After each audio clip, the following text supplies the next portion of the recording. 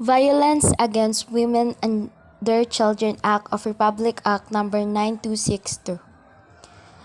Anti-Violence Against Women and Children Act of 2004 is a result of the strong advocacies on women's human rights in the country. This law was deemed to be a significant victory for all Filipino women as it was based on the rights of women not to suffer abuse, discrimination, and violence in their respective relationship. Definition of terms. The violence against women and children is any act of gender-based violence that results in or is likely to result in physical, sexual, psychological harm or suffering to women, including threat of such acts, coercion, or arbitrary deprivation of liberty. From simple word nga, violence against women is act kanang hurting kanang pasakitan nimo ang babay. It can be kanang physical or verbal, kanang pag or sa children sa pag-threat sa ihanan. There are four kinds of violence. First is the physical violence. Physical violence refers to the acts that include bodily or physically harm. So from the physical word is kanang like example ano niya is kanang sukmago nimo ang babay, ganang gumuton ang buhok. Mano siya example sa physical violence niya, kanang ma-black eye siya, naay kanang effect sa kanang naay result sa iyang lawas ba. Then ang ikaduha is ang sexual violence. Refers to an act which is sexual in nature committed against women or children. It includes but it is not limited to rape, sexual harassment, act of lasciviousness, threatening her woman and child as a sex object, making demeaning and sexually suggestive remarks, physically attacking the parts of the victim's body, forcing her to watch absent publication and indecent show, kanang pugso nimo ang babay og patan-aw kanang mga kalaswang kanang mga salida ba, like porn. Then forcing that woman or her child to do indecent acts and or make films, therefore kanang pugso nimo ang kanang bata ba kanang nga muhimo sa kanang indecent nga act ba, like videohan siya na hubuon siya inana ba, which is kanang traumatic kayo sa part sa bata and sa babay sad nam.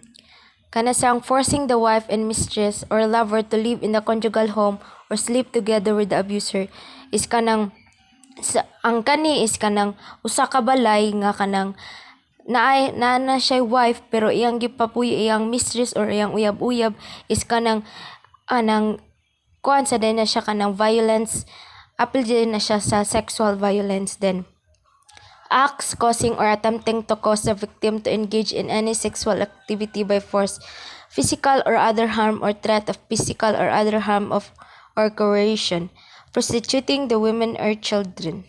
Kana. Then sunod is ang 3, psychological violence. Refers to acts or omission causing or likely to cause mental or emotional suffering of the victim, such as by not limited to intimidation, harassment, stalking, na harason ang babay, na stalking, kanang sige niya sunod-sunod, dinanabam, damage to property, public ridicule or humiliation, pakaawawan sa daghang nga tao, repeated verbal abuse, kanang syagitan ang babay o kanang pamalikason, inana ba,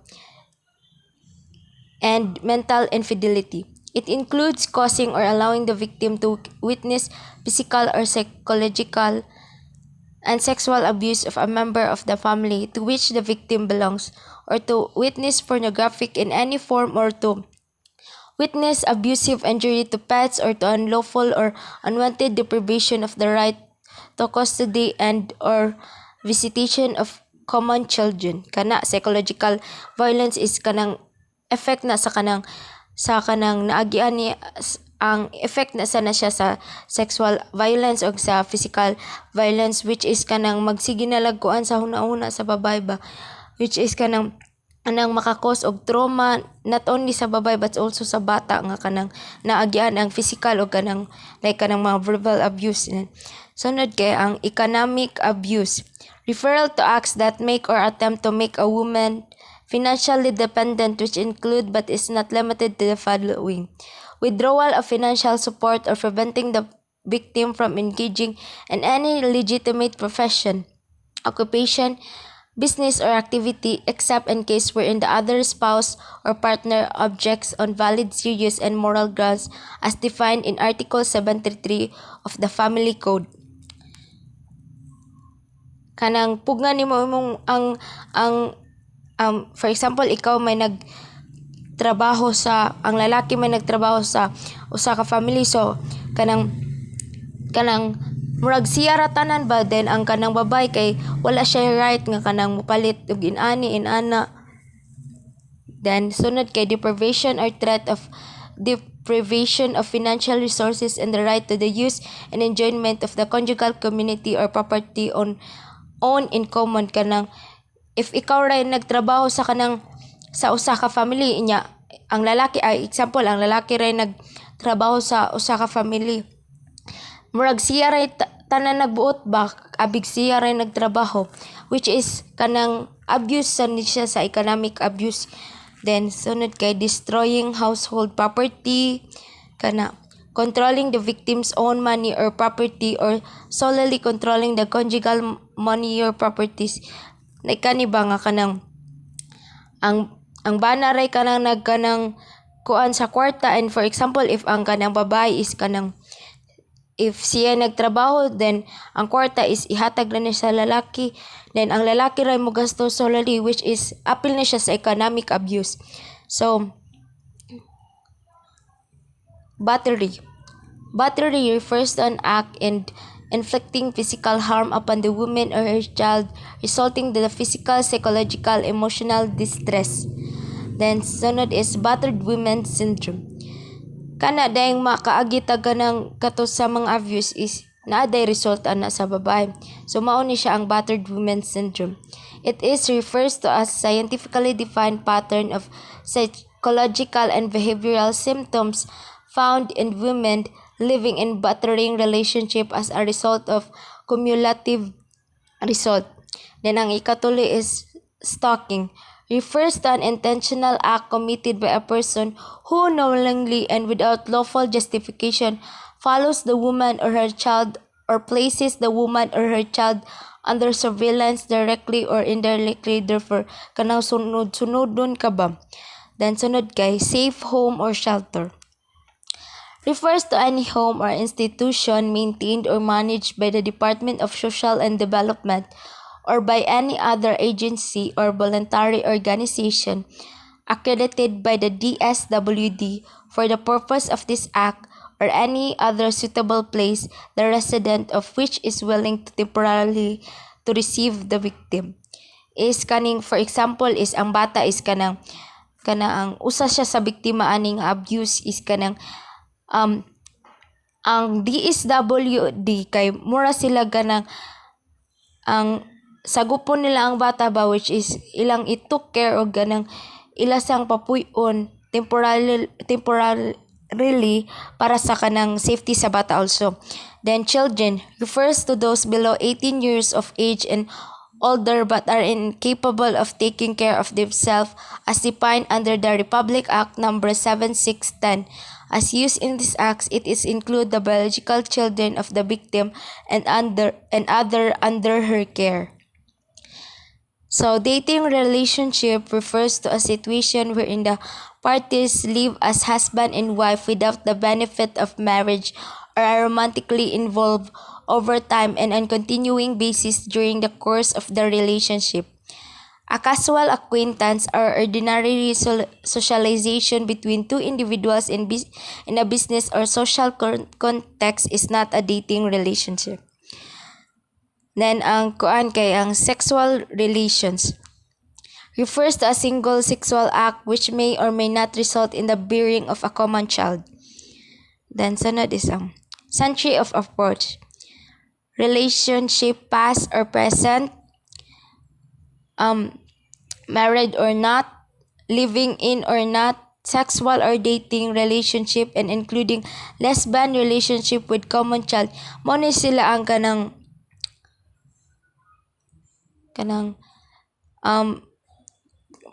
pwede nga classification sa kanang violence against women and children nga appeal siya nga makasuhan ani nga kanang act. Then ang liable person on violence against women and children kay husband, ex-husband, boyfriend or ex-boyfriend, father of the woman's child, lesbian girlfriends, partner or ex-partner, any person with whom the woman has had a sexual or dating relationship.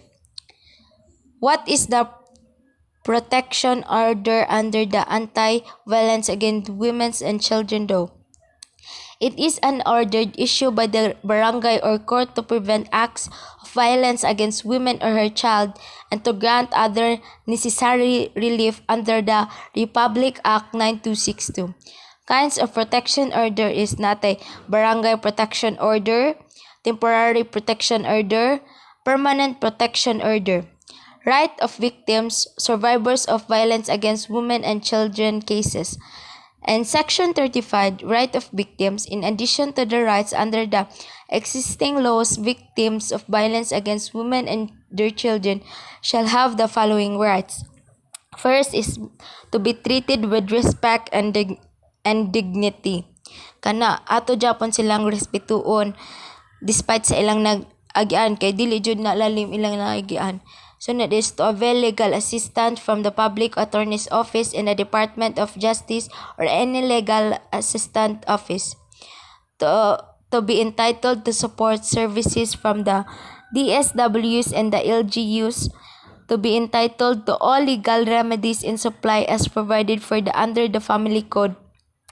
And to be informed of the to apply for a protection order.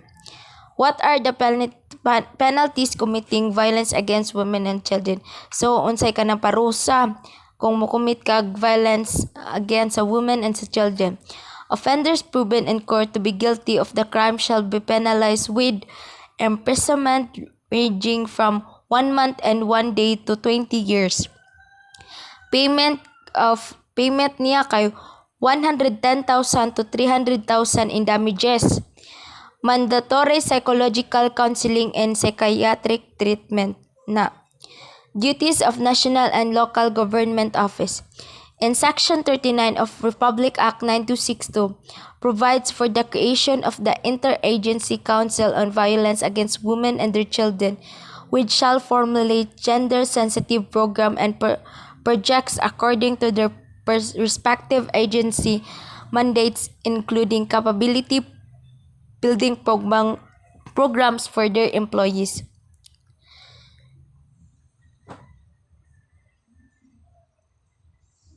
Then ang kaning Section 39 is mga programs gali nga kanang mutabang sa mga women or children nga nakaagi sa kanang abuse gikan nakaagi og abuse kanang educational program about awareness kanang unsay kanang mga buhaton sa women if kanang nakuan sila ani nya asa sila musumbong like that. And ang Section 47, duties and function of barangay officials in order to eliminate violence against women and their children.